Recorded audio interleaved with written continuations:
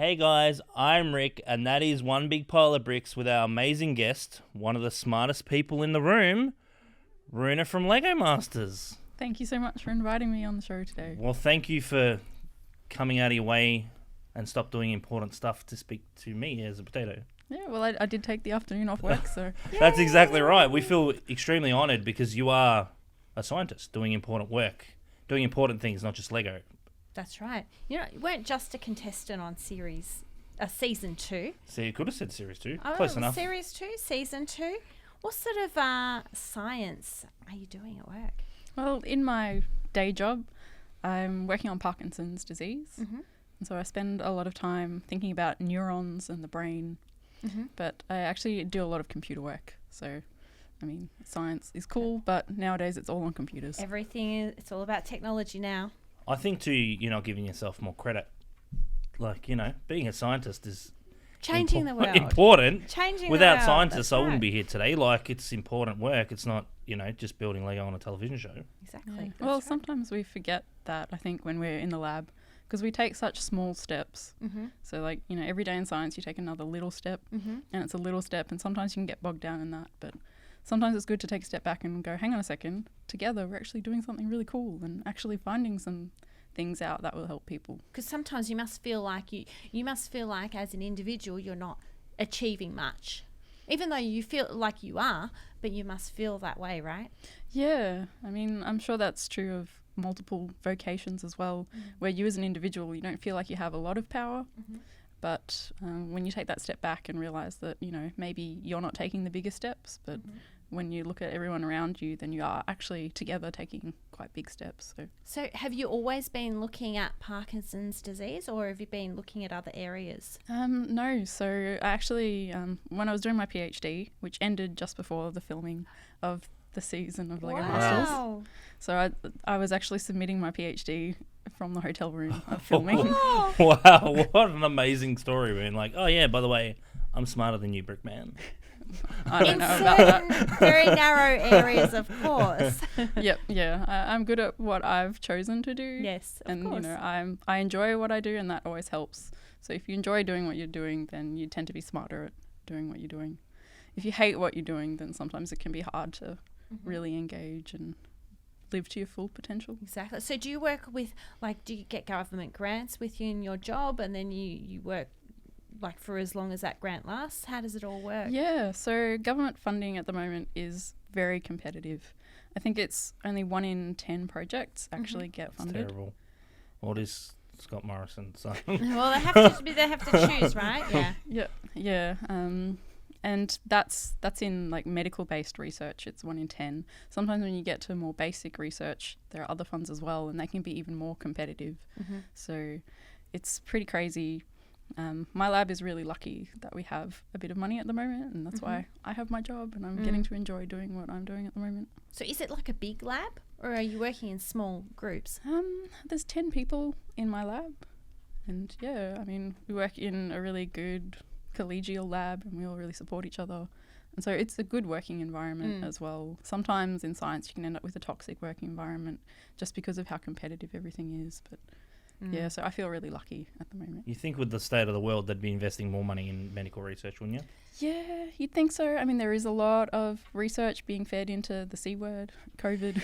Yeah, it seems like it's one of those things. I know we all want it to be over, and as you being a scientist, you know more than anyone that it's not going to go away. It will just become less severe. We'll sort of have to deal with the way it's going. Hopefully, that's Yep, the plan. hopefully. So we're all hoping on.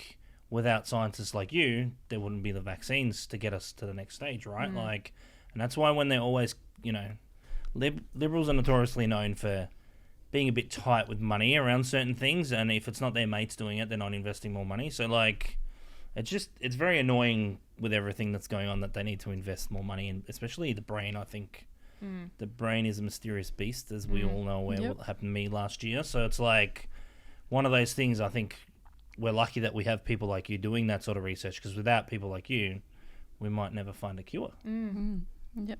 I mean, I avoided the brain for a very long time. And now I'm looking at brain stuff, and everything is brain, so. Yes. Yeah. Is there a reason why you went into the field that you did? I'm not sure. So during my PhD, I actually came from diabetes, and I was looking at diabetes stuff. Wow. But I had a friend who was in research, and he was doing really cool stuff with AI. Oh, wow. Images, Awesome. Yeah. And that's now what I'm doing. So I'm actually working that's in cool. AI and machine learning. So Wow, that's amazing. That's exciting. that's why I spend a lot of time on Look forward to the computers now. machine overlords, Caroline. That's what's up. Yes. Well, yeah, that's right. But outside of the lab, you like to go bushwalking a lot, don't you? Yes, I do. Caroline's a stalker, so am all the information I comes have. through Caroline. So I just sit here and go, "Yep, that's awesome." Isn't that right, Caroline? That's right. So bushwalking, and Runa likes to examine mushrooms and fungi, don't you? Yes, I do. I'm not the greatest person to go on bushwalks if you like walking fast. I walk fast in the city, like I'm a speed walker in the city, but once you get out into the bush, I get distracted by everything, like cool plant, cool Caroline's the same. mushroom. Are you one of these people that might go to an exhibition or a museum and you have to read all the signs? Yes. Oh, hello. There's a bit of a connection I'm just here. going to apologise to Runa's partner right now because I feel him, because that's me. Everywhere we go, every side. Rick, on the other hand, he'll race all the way through the exhibition or the museum to find out where things are, where the bathroom is, where the, cafe is. All the Important rest things, of it, man. and then Food come and back bathroom. report. Men are very simple. If we know where the toilet is and we know where the food is, the rest of the day is cruisy. Fair. It's true. It's like every man will be like, yep. And it doesn't matter. You could be the smartest man in the room, but the first thing they look for is food and bathroom, because that's And how where's our the brains exit? work. That's exactly right. It's very, and with obviously you submitting your PhD through Lego Masters, how was the overall Lego Masters experience? Yeah, well, it was actually a bit of a blur at the time. So I didn't apply for season 1 because I was like straight off my brain surgery and I was still super tired and all of that. And then as it was coming up for season 2, I was finishing my PhD and I was like, oh, I don't know. But then I got a phone call from Annie and she was like, be my Lego Masters pal. So I was like, okay. Well, and I think too, like, we can talk about it now because, like, NDA is long gone, right? Like, long yeah. gone. Huh? I don't know. I was like, I don't know if Runa can say anything, but I can say anything. So, end all. I was in the room. Obviously, I was there. Why were you there, With the, Rick? I was applying. Like Applying for what? What were you applying for? Mega Blocks Master, no Lego Ooh, Masters. let's see. So I was applying. I was in the same room as Runa and Annie. There was a lot of good builders in that room. One of them went on to be on season 3. So Ryan Evans, he was in the same group as us. So there's a lot of good builders in that room. Now, I saw the building. Now, I would like to say from my observations that you did most of the building. And I feel like you are the stronger builder out of the two. Would that be the right thing to say?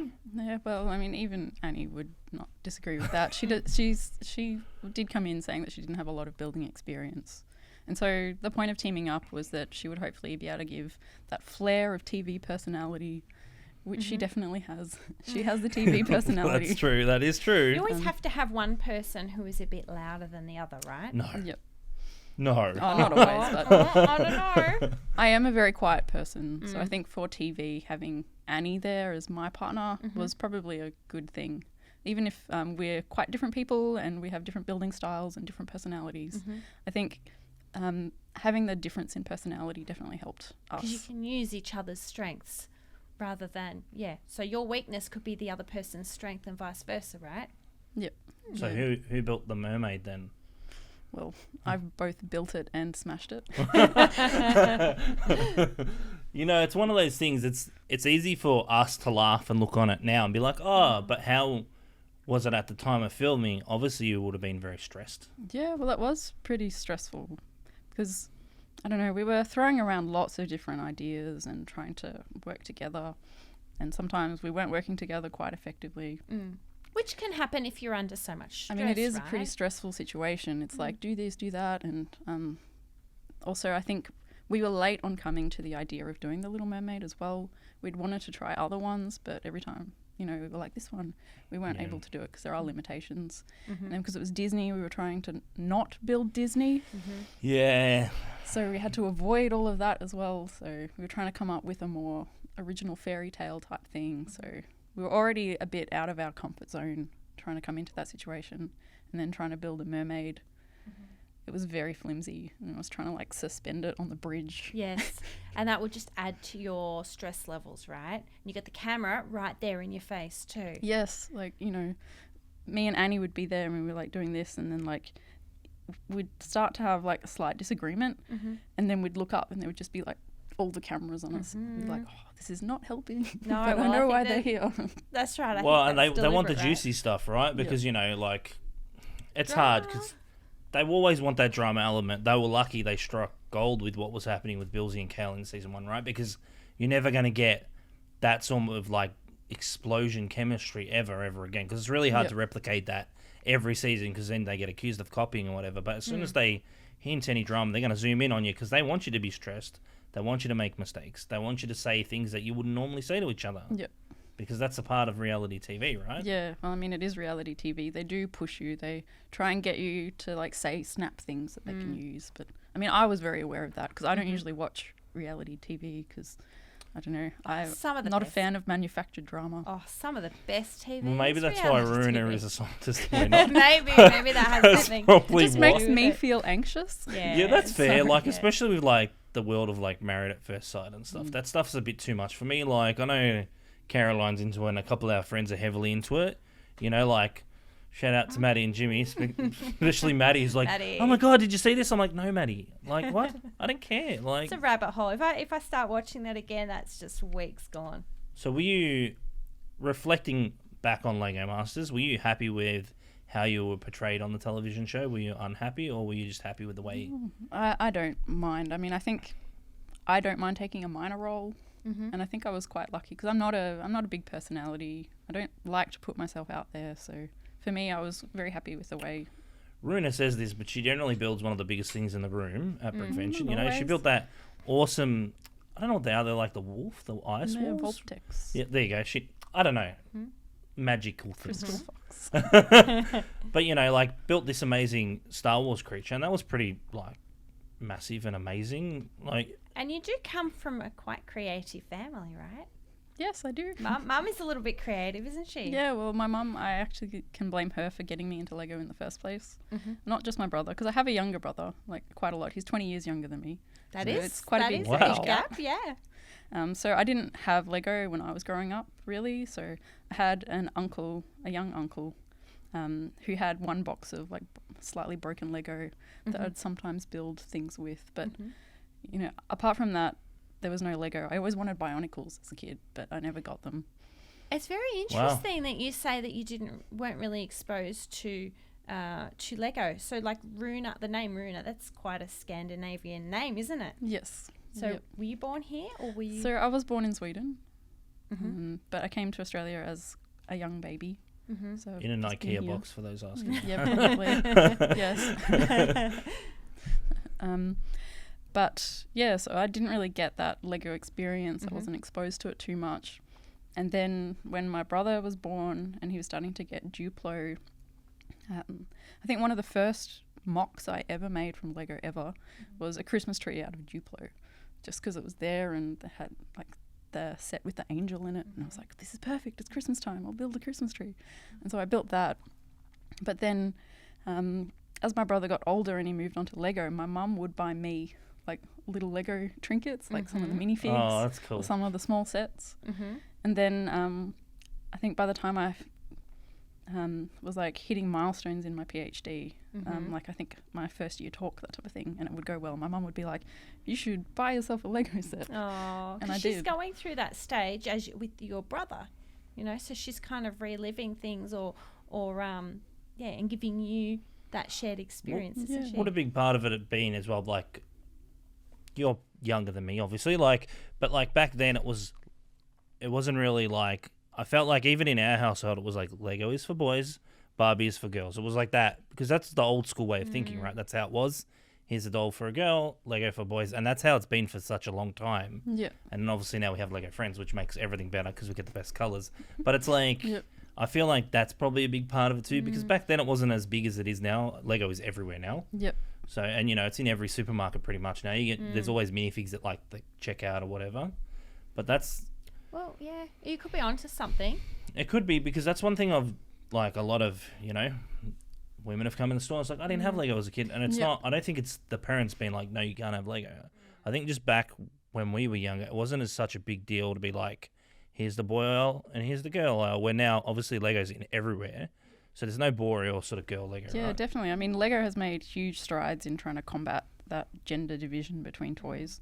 I mean, there's still always a little bit more to go, but I think that's more of a reflection of society rather than... Yeah, I think it's hard too because we get a lot of kids that come in the store, boys especially. Like, I like Lego Friends because there's a taco truck right now. Like, that's amazing, right? So there's like, and you get the boys who are like, oh, but they have the high school because sometimes City doesn't.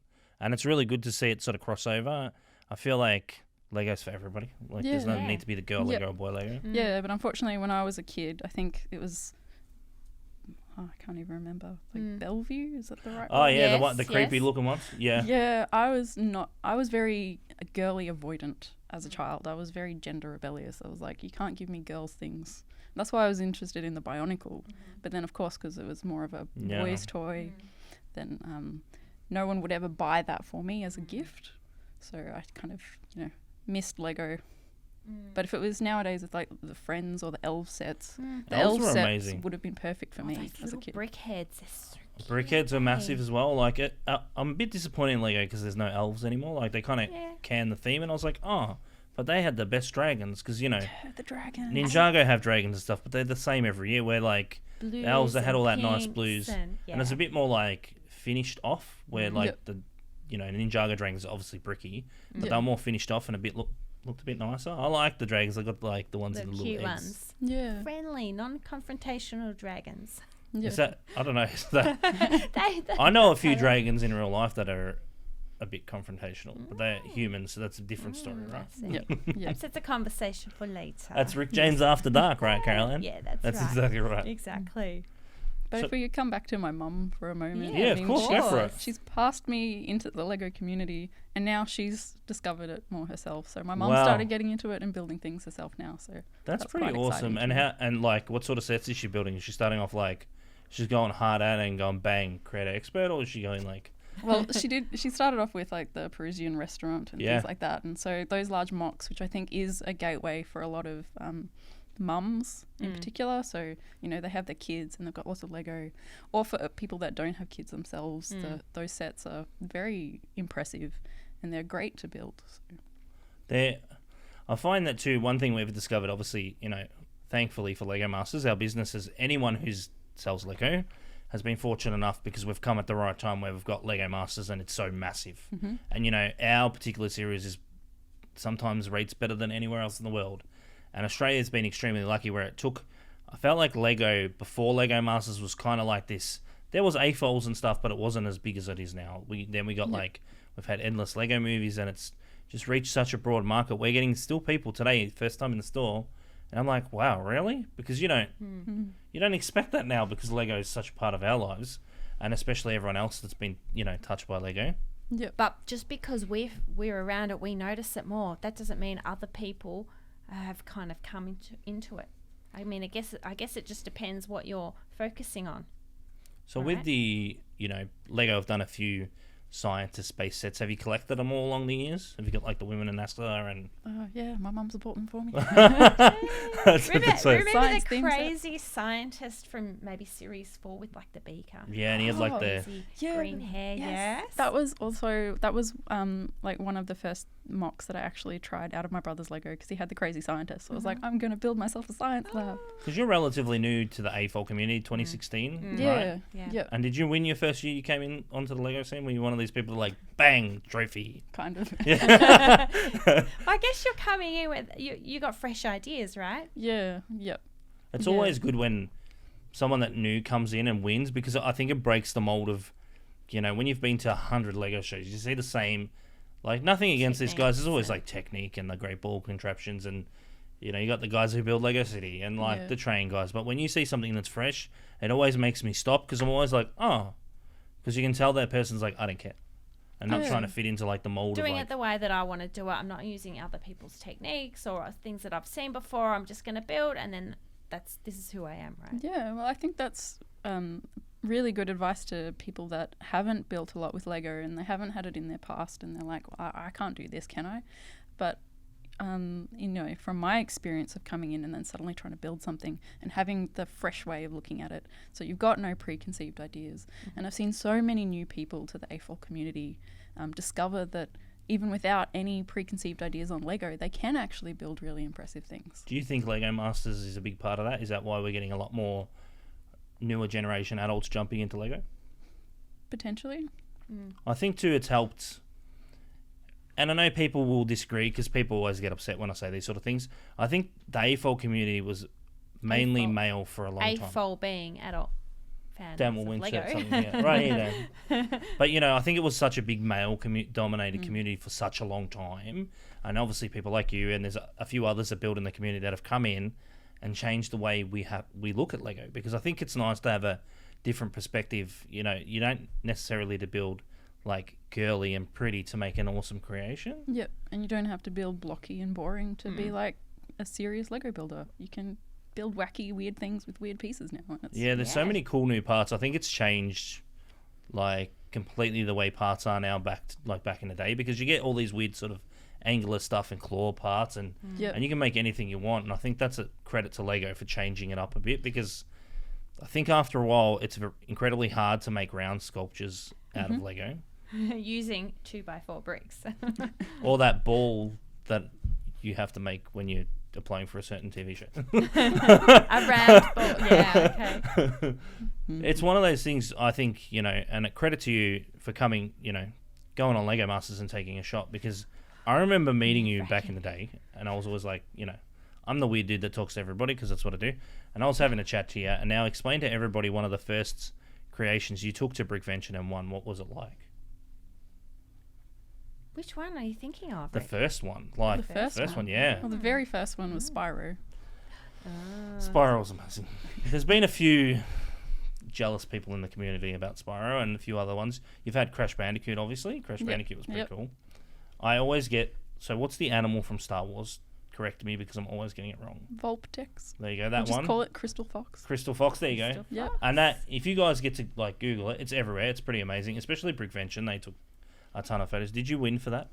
Yeah, so I won with my Crystal Fox, which was unexpected. I mean, I got one of those, I don't know, like encouragement trophies. I've forgotten. My memory is a little bit fuzzy from things that happened before my surgery sometimes, so excuse me if my words are a bit... That's why I'm a bit... Sometimes Dan, our cameraman's an amazing editor, because, I had a minor stroke in September, so sometimes I'm forgetting things, or like... I can't guess the word, and Caroline's here to help me, because, here's the word. It's good to speak English good, right, Caroline? That's the way you feel. Yeah. That's exactly right. Yeah. So for Spyro, I ended up with a little encouragement trophy, which I was absolutely astounded by, because I was like, I built something, yay. And then I was like, actually, we all like it too. I was like, whoa, okay, this is cool. Maybe I do belong in the Lego community. Should belong. Lego's for everyone, right? Yes. Yeah, I know that now. You do, yes. But when I was building my first sculpture, I didn't really know that. I was, I had all that anxiety of like, is it going to be good enough?